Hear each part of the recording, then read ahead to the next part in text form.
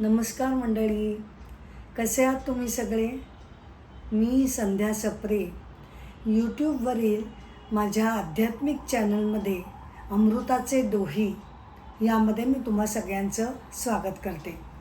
सर्वप्रथम मी तुम्हाला अशी विनंती करते की तुम्हाला माझे प्रोग्राम्स आवडत असतील तर कृपया लाईक करा, शेअर करा, सबस्क्राईब करा. आजच्या माझ्या एपिसोडचा विषय आहे डिप्रेशन आणि त्यावर भगवद्गीतेमधील उपाय.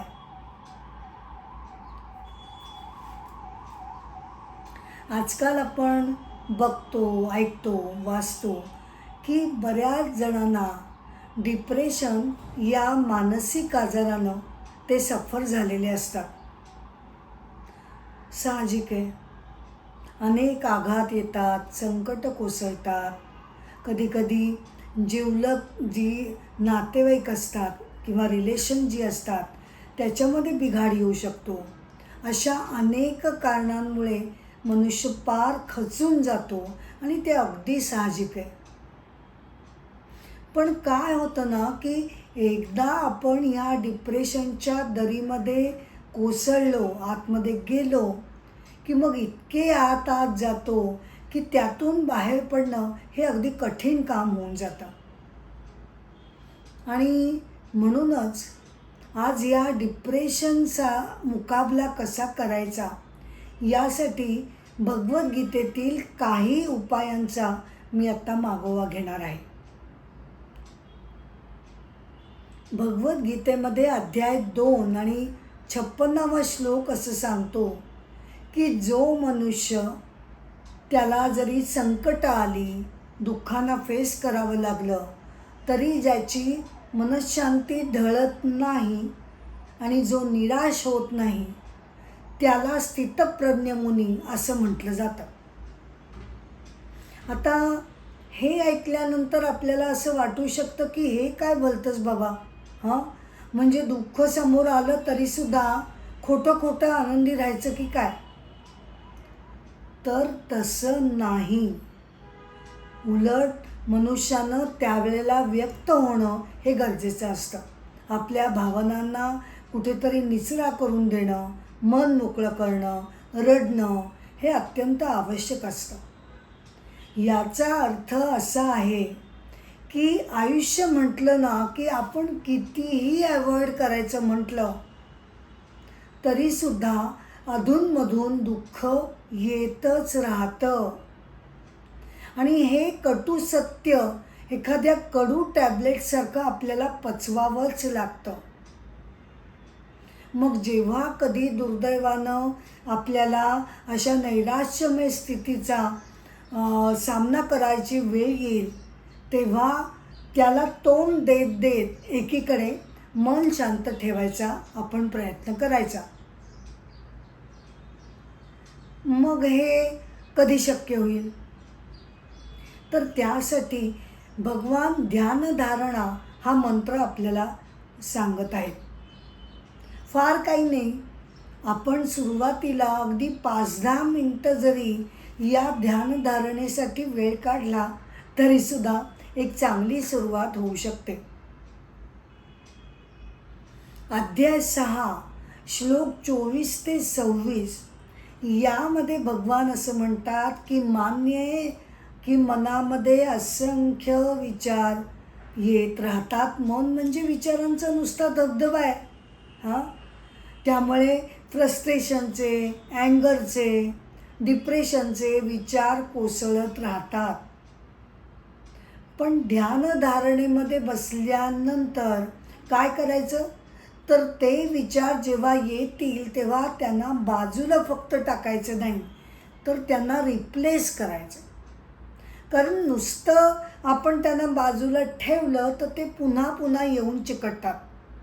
त्यामुळे त्यांची रिप्लेसमेंट होणं नवीन विचारानं, वेगळ्या विचारानं हे फार गरजेचं आहे.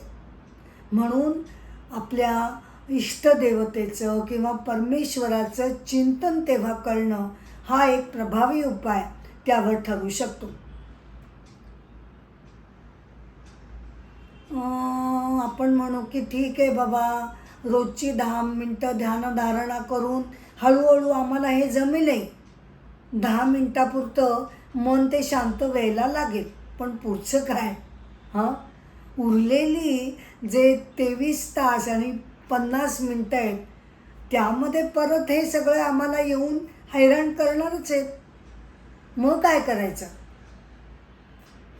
तर काय होतं ना, आपली चूक कुठे होते की आपण त्या नैराश्यमय स्थितीवरच आपलं कॉन्सन्ट्रेशन झालेलं असतं. सगळा फोकस आपण तिथे करतो.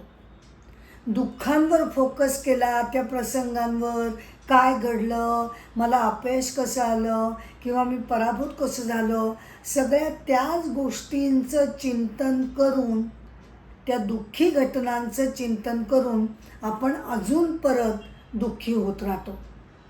महाभारतामध्ये असं म्हटलेलं आहे की दुःखावरचं अतिशय चांगलं औषध म्हणजे त्याचा विचारच मुळी न करणं, त्याचं चिंतन न करणं, हा त्याच्यावरचा सर्वोत्तम उपाय आहे.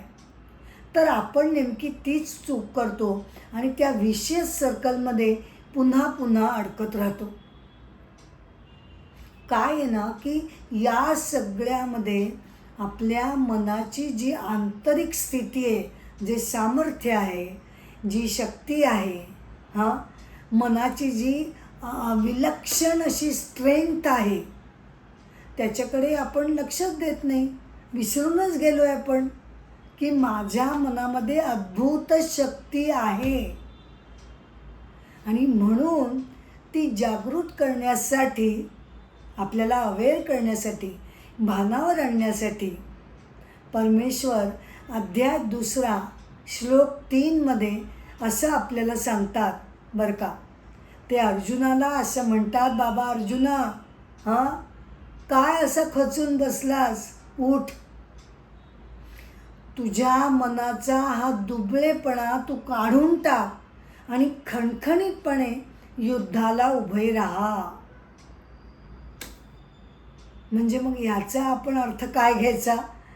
तर आपण असं म्हणायचं की ठीक आहे, एक बॅड पॅच माझ्या आयुष्यात आला, अगदी वाईट वेळ आली, खराब वेळ आली, मान्य, आणि त्यानं मला चिक्कार नैराश्य आलं, हे पण बरोबर आहे.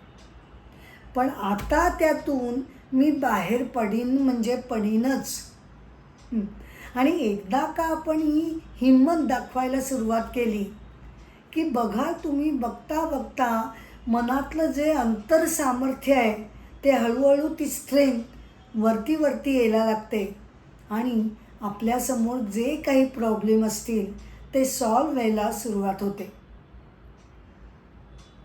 ऋग्वेदामध्ये असं एक सूत्र मांडलेलं आहे बरं का, की जर एखाद्या मनुष्याला काही संकटांना फेस करावं लागलं तर त्यानं तो निराश न होता अगदी जर जीव तोडून त्यानं प्रयत्न केले, हां, अगदी जीव तोडून त्यानं जर प्रयत्न केले, तर अशा प्रयत्न करणाऱ्या माणसाला परमेश्वर नक्कीच मदत करतो. मग हे तत्त्व आपण लक्षात ठेवायचं. भगवान जे अर्जुनाला सांगतायत, उठ, उभा राहा, खणखणीतपणे युद्ध कर, हे लक्षात ठेवायचं आणि त्यापासून आपण ती स्फूर्ती घ्यायची. बघितलं तुम्ही, वेळोवेळी भगवद्गीता आपल्याला कायमच मोलाचं मार्गदर्शन करत असते. फक्त काय गरज आहे तर आपण त्या मदतीसाठी ते ग्रंथ वाचन करणं किंवा त्यातले श्लोकांचं पठण, मनन, चिंतन करणं आणि त्याद्वारे आपल्या प्रॉब्लेमवर आपण सोल्युशन शोधत राहणं. आजचा हा एपिसोड मी इथेच थांबवते खरी, पण अशा अनेक एपिसोडची गंगा चालूच राहणार आहे. परत एकदा तुम्हाला विनंती करते की कृपया तुम्ही लाईक करा, शेअर करा आणि सबस्क्राईब करा, ही माझी नम्र विनंती आहे. नमस्कार.